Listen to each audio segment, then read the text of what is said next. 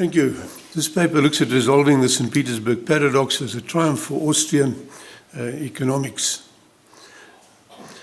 Some time back, Professor Brian Kaplan presented a paper, or wrote a paper, was never published, but it certainly got enough public attention and was debated in the journals, where he said, "Why I am not an Austrian." It's quite a convenient paper for me, because when I look at what he thinks Austrian economics does not answer, those are the things I want to use to answer. So it helps me quite a deal to identify this without having a big argument as to what is Austrian or not Austrian. The first point that he points at that Austrian economics does not like cardinal utility, it prefers ordinal utility. And the quote from him: modern classic economics basically habitually use utility functions, mainstream economics, to describe individuals' preferences. For example, they posited individuals' utility is equal to the probability multiplied by the utility of wealth, summed over the full range. And Rothbard instead, Murray Rothbard instead prefers to discuss value scales of individuals. And further later on he said, according to Rothbard, the mainstream approach credulously accepts the use of cardinal utility when only the use of ordinal utility is defensible. So he draws attention to the dislike Austrian economists have to the concept of cardinal utility. So it's to cardinal utility that we must turn our attention, the rise of cardinal utility and the equation which was referred to by Professor Kaplan, the expected utility function. Where does it come from? It comes from a game called the St Petersburg game, which was set out in 1730 by Nicholas Brunelli, who tried to design some games to see whether there were situations where probability theory would not work, and he came up with 5 games, one of which has survived, and that's the St Petersburg game, and that he circulated around Europe for about 20 years to see if anybody could assist him. And eventually it was taken by his uncle, Daniel Bernoulli, who was then professor at St Petersburg, who then gave a solution to that particular game. The game is incredibly simple, so I think its simplicity is what's confused people, not the complexity. You flip a coin until a head appears, and then when a head appears, you get paid out 2 to the n, where n is the number of heads which appear. So if you happen to play the game, you get 100 heads, you'll be paid out 2 to 100, which is more money than exists in the entire world. What they then did, what Nicholas and them did, is worked out mathematically what is the expected value, and they came to the conclusion it was infinity. They make a mistake in that calculation, which is laid undetected for 300 years. It's not infinity, but they believed it was infinity. And all of them did it mentally, and the writers thereafter for 300 years have done it mentally. If they slowed down a little bit, they would have been able to see the error in it. The expected value, if you want to do the calculation, if you pay 2 to the k over 2 plus lambda, where lambda is the figure you pick for the measure of certainty that you want. One will give you a 50% certainty. Anyhow, in their mind, which is all that matters at this point of time, the expected mathematical value was equal to infinity, but a rational investor would only invest $20. So how do you reconcile it? After 30 years of circulating around Europe, no one could reconcile it, and then eventually Daniel Bernoulli presents his cardinal utility solution. What he says is, instead of looking at money, let us look at the utility value of money, and the utility value to the individual declines, monotonically declines. And if you describe that in terms of some declining function, such as the log function, you then apply that to the probability, so probability multiplied by the log, you will then end up with a figure of 13. But that figure of 13 is also dependent upon the wealth of the investor or the gambler. So if he was very, very wealthy, he would gamble a lot more than 13. So it's not a fixed figure under those things. Now that then gave us a result which was much more realistic than infinity, and thereby cardinal utility became guaranteed to have a place in history. It's the only thing that could provide a solution to the problem of the St. Petersburg game. Shortly thereafter, 40 or so years later, Adam Smith wrote The Wealth of Nations, where he drew attention to value in use and value in exchange, which started a debate on ordinal utility. And that debate, as you know, went on for about 100 years, attracted the minds of the greatest philosophers of the time, and 3 philosophers and economists working independently came to the concept of ordinal utility. Jevons, Menger, and Walras. And by 1900, ordinal utility was well established, and those who established it had also come to the conclusion that we will not be able to have cardinal utility because that would allow interpersonal comparisons. And since pleasure, pain, things are very subjective, we can't put a figure to it to compare it, and therefore it becomes ridiculous to think that you could do that. And at that point of time, Austrian economics gets stuck into that, which is where they are still to this day, quite rightly, as I will show you. Unfortunately, in 1947, for Neumann and Morgenstern, in their book Theories of Game, then rediscover Daniel Bernoulli's, and they move it into the mainstream, and that's where it has remained ever since. Cardinal utility then becomes the mainstream thinking of economics, or Austrian economics, economists still not accepting that as such. So that's the first point that I want to use to resolve the St Petersburg Paradox, and that's the dichotomy between ordinal and cardinal utility. The second one is that Austrian economists do not like to have theories in a vacuum. So they like to have something which reflects the real world. And there's Murray Rothbard's dislike of an in vacuo analysis. One of the most absurd procedures that has been attempted to arrive at the consumer's preference scale, not through observed real action, but through quizzing them with questionnaires in vacuo. Few consumers are questioned at length as to the abstract bundle of commodities they would prefer, and so on. And from that questionnaire sort of approach, you can arrive at a utility function which Murray Rothbard would not believe in. So if we want to resolve the St. Petersburg paradox, then we have to move away from an in-vacuum debate and try and put it into a real situation, which is a market situation.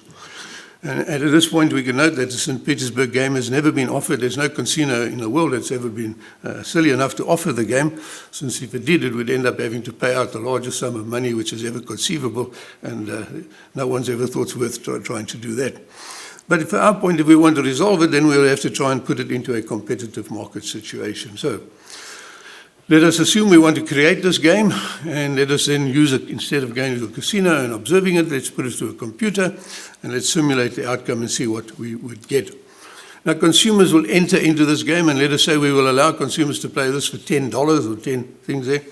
So here there are two insights from neoclassic economics which we can make use of, and that is consumers enter into transactions because of their utility, or as Irvin Fisher put it, each individual acts as he desires, or as Christopher put it a little bit earlier, the actions of each man is his own product. So we do not, and that's why I agree with you fully, and I think Austrian Economics is right on this point, we do not need to worry about what incentives there are or whether incentives exist or do not exist. The moment somebody enters into an economic transaction, we know what the utility is. The utility is greater than not entering into the transaction. So incentives and all that are simply a red herring under these things. And cardinal utility then becomes a red herring under these things. So if we offer the game, all we can say is the utility of the game is greater than the utility of retraining the premium. If we offer it and people take it, then that's what we have got. On the other hand, neoclassical assures us that when institutions enter into transactions, it's not because of their utility, but they wish to make a profit out of those circumstances. So what we have to do is design a game. Instead of using infinite, use the correct figure for the expected value, which is k over 2 plus 1, and then run it into a computer and then see what the simulation says. Okay, and there it is. So I just simply went to Excel, ran it. Let's just say we haven't got time to look at all of it, so let's just take it one of them. We're going to play the game 2 to the k times. It's 1,024. We're charging everybody 10 Rand to play our game. That means we are going to get an income of $10,240. We let the computer tell us if this St. Petersburg game was played, what would happen. It turns out the casino would have paid out $5,628, which meant the casino would have made a profit of 4,610.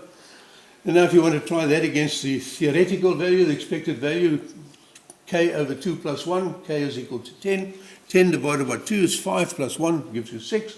The expected value is 6. If we measure it, if we take the number of expenditure which we had divided by the number of games, we end up with 5.5, and therefore the two correlate as we would expect. And as you will see, as you go down to the expected value, the actual values go up. And so the mathematical expectancy, which we can get quite simply by taking 2 over k plus 1, then gives us the right results which we've got. We do not need cardinal utility for that. Cardinal utility is simply a red herring, and very important red herring, because it is the basis upon which it was originally introduced. It is the foundation. If you remove that foundation, then the foundation of cardinal utility then disappears. Okay, so we can come to a conclusion, and I'll do it within the 15 minutes. Expected cardinal utility is unnecessary to resolve the St. Petersburg game. So for 300 years, it's been the only solution. It turns out it's unnecessary to resolve it, as it is unnecessary, I think, to resolve virtually any economic problem that we've got. If a gambler plays the St. Petersburg game, he does so, and in doing so, he demonstrates his utility. No incentives, no nothing else. Simply does it, we know what he's got. The stake per game is determined by the supplier of the games on the basis of expected profit per game. Utility is unnecessary to do so. The price per the game is 2 to the k over 2 plus 1. And over here, I must tell you there's a sad story which is attached to this. This paper was translated into English. Sorry, can I have a drink of water? Translated into English in 1954, and the consultant on that translation was Carl Menger, the son of Carl Menger. In going through the paper, he finds the mistake. He has a footnote to say that's wrong, but he doesn't understand the implications of what he'd understood. Now, had he understood it, then I wouldn't have been here today, so I'm glad he didn't understand it, because what I'm telling you now would have been told to you in 1954. Carl Menger, as you know, in 1934, did quite a lot of work on the St. Petersburg Paradox, so he was an expert on it. So, in a way, I'm pleased that he didn't see it. He didn't solve it, but he did see it. Okay, since the price per game is determined by the supplier, not by the consumer based on expected profit, the actual utility function of the consumer is largely irrelevant. Expected cardinal utility remains largely irrelevant. All of this is thus in line with Austrian economics. So, if Brian Kaplan was here, I would say I'm an Austrian economics for the very reason you are not. It answers the questions yours do not. Thanks a lot.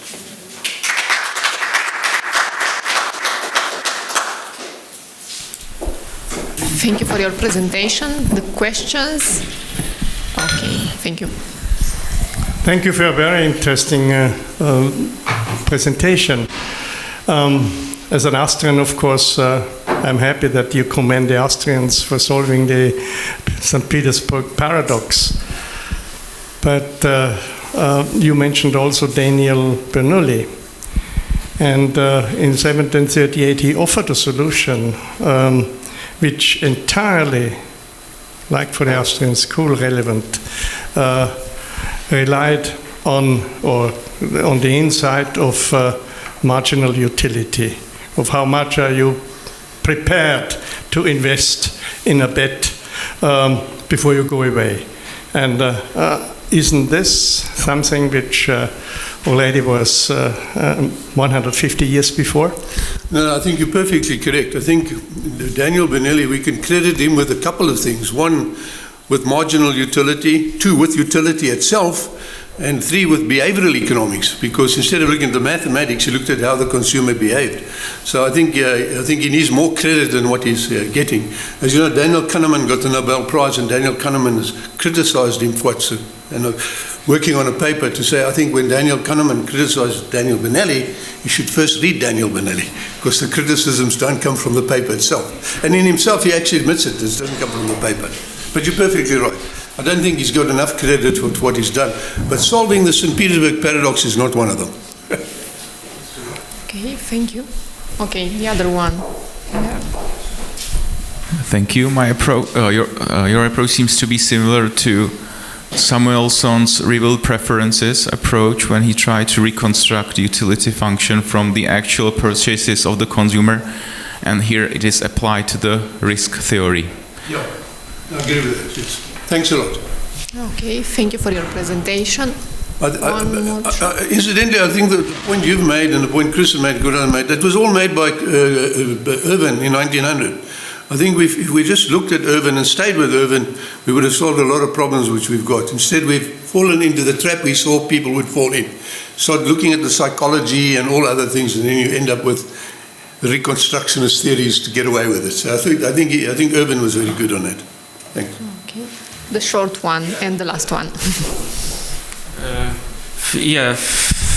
Thanks for your presentation. Are you aware of works of Ole Peters and economists who work at the Santa Fe Institute, I think that they also try to solve the Petersburg game, but using time average instead of ensemble average. So they argue that the economic process is non-ergodic, and I'm curious, what do you think about this ergodicity issue? I probably have. I can't recall it offhand. I think I've read virtually everything that's ever been written on the St Petersburg Paradox, except the work by Karl Menger in 1934, because that was written in German and I haven't been able to access it. But other than that, I think I've read everything that's ever been written on the St Petersburg by that. Thanks a lot. Okay, thank you so much for your presentation.